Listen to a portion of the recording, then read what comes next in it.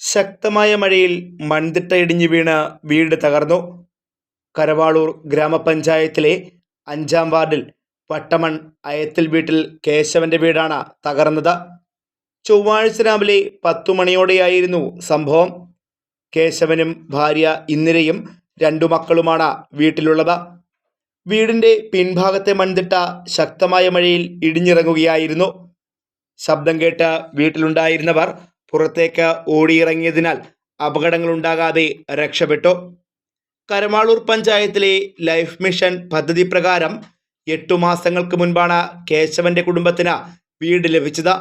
വീട് ഭാഗികമായി തകർന്നിട്ടുണ്ട്. മറ്റു ഭിത്തികൾക്കും വിള്ളലുകൾ വീണിട്ടുണ്ട്. സംഭവം അറിഞ്ഞ ഫയർഫോഴ്സ് സംഘവും സ്ഥലത്തെത്തിയിരുന്നു. ഒരു 10:30-11 മണി ആ സമയത്തായിരുന്നു ഭയങ്കര സൗണ്ടായിരുന്നു. അപ്പം ഓടി പുറത്താ ഫസ്റ്റില് ഇറങ്ങി നോക്കുന്നത്. അങ്ങനെ ആ സൈഡിൽ കുറച്ച് ഭാഗം പോയിട്ടുണ്ട്.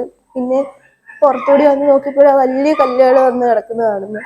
പിന്നെ അകത്ത് കയറി നോക്കിയപ്പോഴാണ് ഇത് ഇത്രയും പൊട്ടിയതും ഒക്കെ കാണുന്നത്. ഞാനാണെങ്കിൽ അവിടെ ഇരിക്കുമായിരുന്നു. അമ്മ ഇവിടെ ഫ്രണ്ടിൽ ഇരിക്കുമായിരുന്നു. അന്നേരം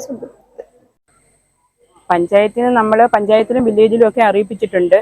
പിന്നെ ഫയർഫോഴ്സിൽ നിന്ന് സാറ് വന്ന് ഇപ്പം വില്ലേജിൽ സാറിനെ വിളിച്ചപ്പം അടിയന്തരമായിട്ട് ഈ മണ്ണെടുത്ത് JCB വിളിച്ച് മണ്ണെടുത്ത് മാറ്റാൻ പറഞ്ഞിട്ടുണ്ട്. നമുക്ക് പിന്നെ വേണ്ടുന്ന എന്താണെന്ന് ചെയ്യാമെന്ന് പറഞ്ഞിട്ടുണ്ട്. പിന്നെ പഞ്ചായത്തിൽ ഞാൻ വിളിച്ചപ്പോൾ പ്രസിഡന്റ് അവിടെ ഇല്ല. പിന്നെ സാറ് ക്ലർക്കൊക്കെ വന്ന് നോക്കിയിട്ട് പോയിട്ടുണ്ട്. ലൈഫിൻ്റെ വീടാണിത്. 9 മാസം കണ്ടേ ആയുള്ളൂ പാല് കാച്ച് കഴിഞ്ഞിട്ട്. അത് എന്താണെന്ന് വെച്ചാൽ അത് നോക്കിയിട്ട് എന്താണെന്ന് വെച്ചാൽ ചെയ്യാമെന്ന് പറഞ്ഞിട്ടുണ്ട്. ഇവരെ മാറ്റി ഇവിടെ ഇങ്ങോട്ടെങ്കിലും മാറ്റി താമസിപ്പിക്കണം.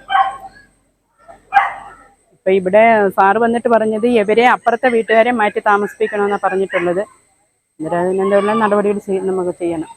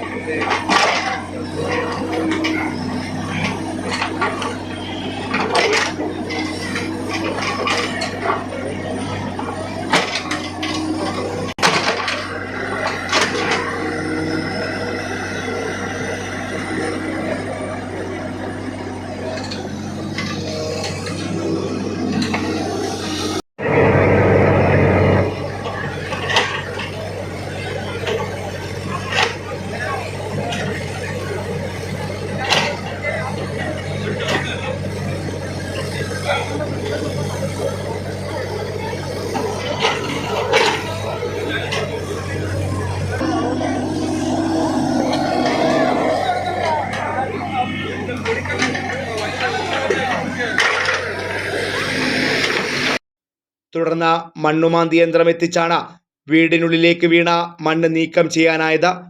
ജനപ്രതിനിധികളും പഞ്ചായത്ത് ഉദ്യോഗസ്ഥരും വില്ലേജ് അധികൃതരും സംഭവസ്ഥലം സന്ദർശിച്ചു. മഴ ശക്തമാകുന്നതോടെ കിഴക്കൻ മേഖലയിൽ ജനജീവിതത്തിനും കാർഷിക മേഖലയ്ക്കും ഏറെ നാശനഷ്ടങ്ങളാണ് ഉണ്ടാകുന്നത്. Fox TV news bureau, Punalur.